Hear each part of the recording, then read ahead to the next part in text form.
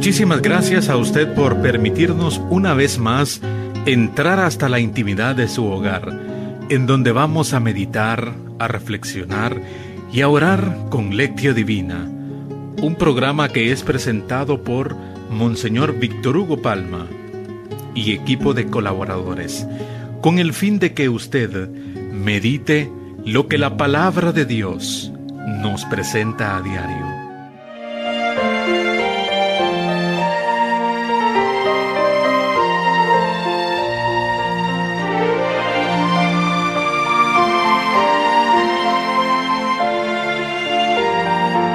Todo lo que hiciste con nosotros, Señor, es verdaderamente justo, porque hemos pecado contra ti y hemos desobedecido tus mandatos.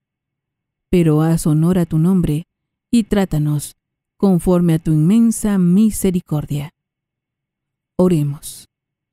Señor Dios, que manifiestas tu poder de una manera admirable, sobre todo cuando perdonas y ejerces tu misericordia.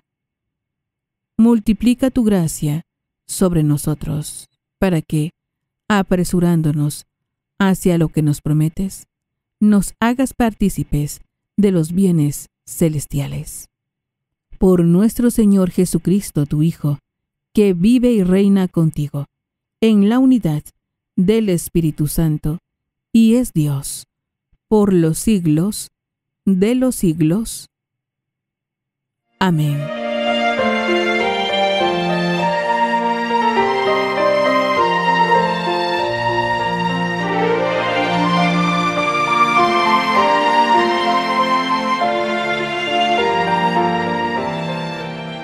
Lectura de la primera carta del apóstol San Pablo a los Corintios. Hermanos, cuando alguno de ustedes tiene algo contra su hermano, ¿cómo se atreve a llevar el asunto ante los tribunales paganos y no ante los hermanos? ¿No saben que los hermanos van a juzgar al mundo?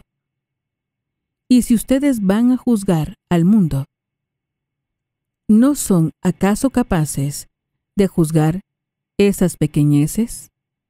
¿No saben que vamos a juzgar a los ángeles? Pues cuanto más los asuntos de esta vida. Sin embargo, ustedes, cuando tienen que resolver asuntos de esta vida, se los llevan a los que no tienen ninguna autoridad sobre la comunidad cristiana. ¿No les da vergüenza? De modo que no hay entre ustedes ninguna persona competente que pueda ser juez de ustedes. ¿Y van a pleitear hermano contra hermano ante los infieles? El mismo hecho de que haya pleitos entre ustedes ya es una desgracia. ¿Por qué mejor no soportan la injusticia? ¿Por qué mejor no se dejan robar? Pero no, ustedes son los que hacen injusticias y despojan a los demás, que son sus propios hermanos. ¿Acaso no saben que los injustos no tendrán parte en el reino de Dios? No se engañen, ni los impuros, ni los idólatras, ni los adúlteros, ni los afeminados, ni los homosexuales, ni los ladrones, ni los avaros, ni los borrachos, ni los difamadores, ni los estafadores tendrán parte en el reino de Dios. Y eso eran algunos de ustedes, pero han sido salvados, consagrados y justificados en el nombre del Señor Jesucristo y por medio del Espíritu de nuestro Dios. Palabra de Dios. Te alabamos, Señor.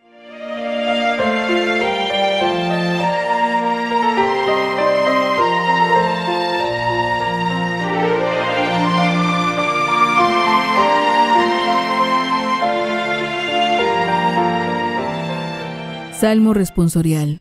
Salmo 149. El Señor es amigo de su pueblo. El Señor es amigo de su pueblo. Entonen al Señor un canto nuevo. En la reunión litúrgica, proclámenlo en su Creador y Rey. En el Señor, alegres Israel, su pueblo santo. El Señor es amigo de su pueblo. En honor de su nombre, que haya danzas. Alábenlo con arpa y tamboriles. El Señor es amigo de su pueblo y otorga la victoria a los humildes. El Señor es amigo de su pueblo. Que se alegren los fieles en el triunfo, que inunden el regocijo sus hogares, que alaben al Señor con sus palabras, porque en esto su pueblo se complace.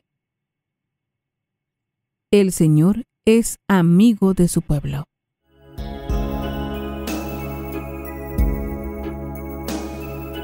Canta aleluya al Señor. Canta aleluya al Señor.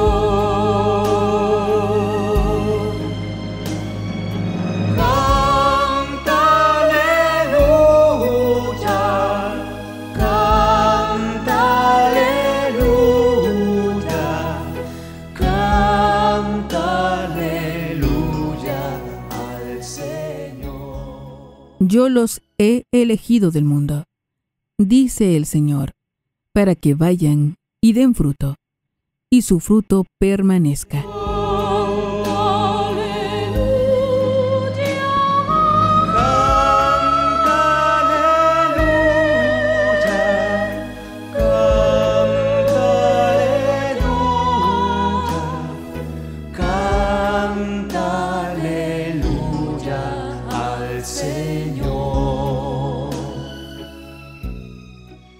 Lectura del Santo Evangelio según San Lucas. Gloria a ti, Señor. Por aquellos días, Jesús se retiró al monte a orar y se pasó la noche en oración con Dios. Cuando se hizo de día, llamó a sus discípulos, eligió a 12 de entre ellos y les dio el nombre de apóstoles. Eran Simón, a quien llamó Pedro, y su hermano Andrés, Santiago y Juan, Felipe y Bartolomé, Mateo y Tomás, Santiago, el hijo del Alfeo, y Simón, llamado el fanático, Judas, el hijo de Santiago, y Judas Iscariote, que fue el traidor. Al bajar del monte con sus discípulos y sus apóstoles, se detuvo en un llano. Allí se encontraba mucha gente que había venido tanto de Judea y Jerusalén como de la costa de Tiro y de Sidón. Habían venido a oírlo y a que los curara de sus enfermedades. Y los que eran atormentados por espíritus inmundos quedaban curados. Toda la gente procuraba tocarlo, porque salía de él una fuerza que sanaba a todos. Palabra del Señor. Gloria a ti, Señor Jesús.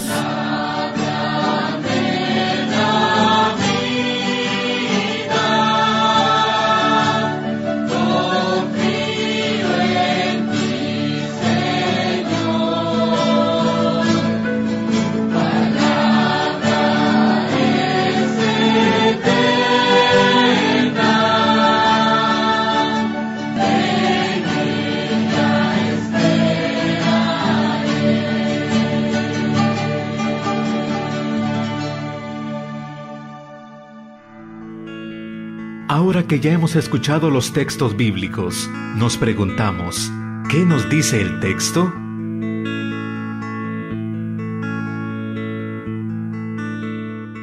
Alabado sea Jesucristo, por siempre sea alabado. Alabado sea aquel que nos ha puesto en el mundo para ser un signo de la salvación que viene de Dios y para vivir según la caridad. Aleluya.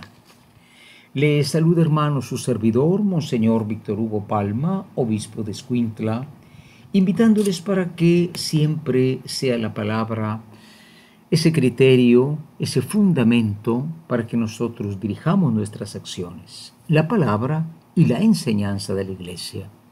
Es decir, como ustedes saben, hoy día hay quien de la palabra hace un negocio, quien justifica inclusive acciones no cristianas tomando citas bíblicas. Por eso es importante que la palabra sea enseñada por la Iglesia, que es madre y maestra.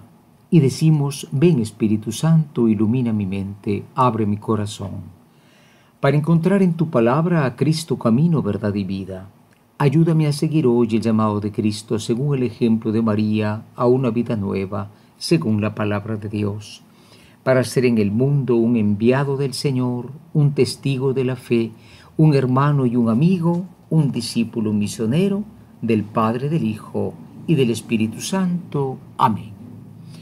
Sí, la Iglesia en el mundo, nosotros los bautizados, somos un signo de una vida que no pasa por la justicia, sino que hace más allá de la justicia. Esto me lo comentaba una persona que estaba envuelta en un pleito judicial y me decía: yo tengo la razón de mi lado y lo que quiero no es venganza, sino justicia. ¿Es esto prohibido? No, no está prohibido, pero nunca olvidemos el tema del perdón. El perdón puede verdaderamente cambiar el mundo. Por eso Pablo hoy llama la atención de los corintios que iban a los tribunales cristianos contra cristianos a resolver causas. No es que los tribunales del mundo no funcionen. Claro, en aquel tiempo quizá eran peores que los de hoy. Los de hoy tienen bastante influencia cristiana, aunque no lo reconozcan. Entonces el cristiano es alguien que busca la justicia, apela a la justicia, no permite la injusticia, pero no olvida esa perspectiva del perdón. Y es alguien además que definitivamente se distingue porque dice: no entrarán al reino de Dios ni los impuros, idólatras, adúlteros, afeminados, homosexuales, ladrones, avaros, borrachos, difamadores.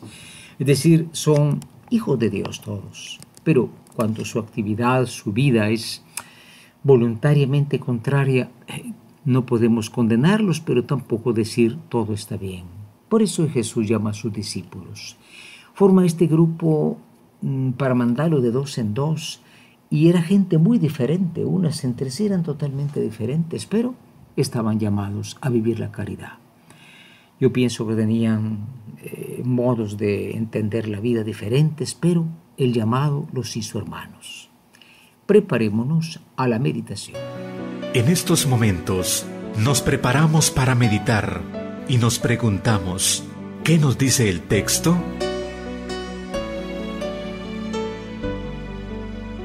Hoy en la meditación nos preguntamos: nosotros en el mundo damos un testimonio no de injusticia, sino de una justicia fundada también en la voluntad de Dios, en lo que Dios pide, pero también un testimonio de la caridad e incluso del perdón.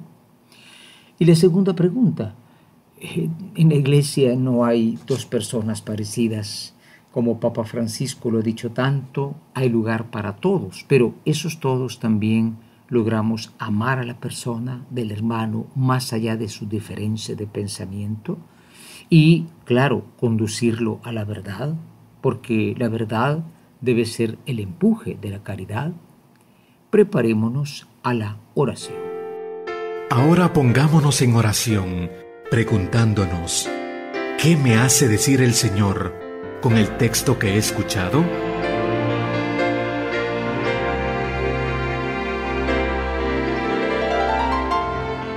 Hoy en la oración nos dirigimos a aquel que ha querido llamar a su Iglesia, a todos aquellos que quieran creer en Él con sus diferencias, y le decimos: oh Cristo, danos el poder vivir una comunidad de caridad, y esa caridad que funde también e impulse en el mundo la justicia, Al mismo tiempo, Señor, que seas tú aquel que nos ayude a enseñar al hermano lo que no debe hacerse, porque lo destruye.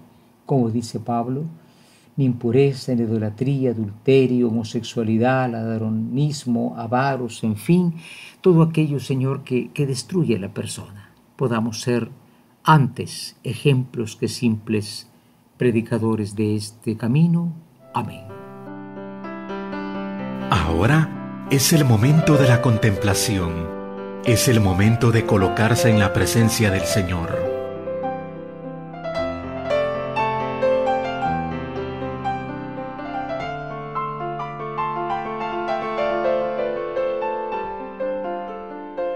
Hoy en la contemplación, el Salmo 149 dice: el Señor es amigo de su pueblo.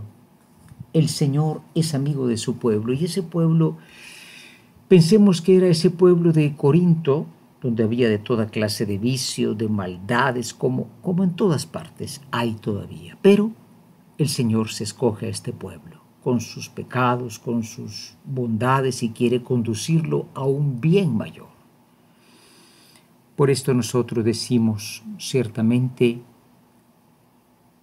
que el Señor sea amigo de su pueblo, y pensemos en este grupo que va mandando el Señor de dos en dos, y que verdaderamente son un pueblo nuevo, con diferencias, pero unidos en la caridad. El Señor es amigo de su pueblo.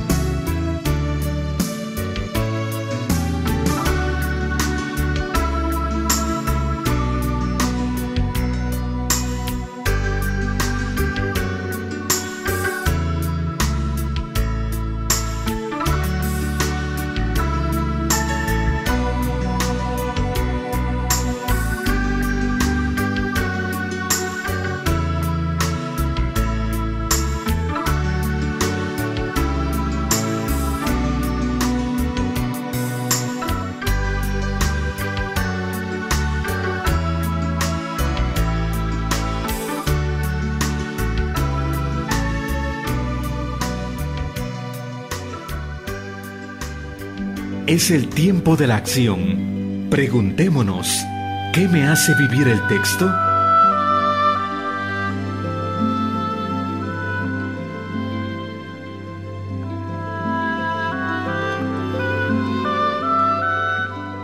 Hoy en la acción queremos tomar dos propósitos, queridos hermanos. El primero de ellos es el propósito de no desvalorizar la justicia, los tribunales, aunque recordemos, hay leyes de los tribunales que no son concordes a la fe.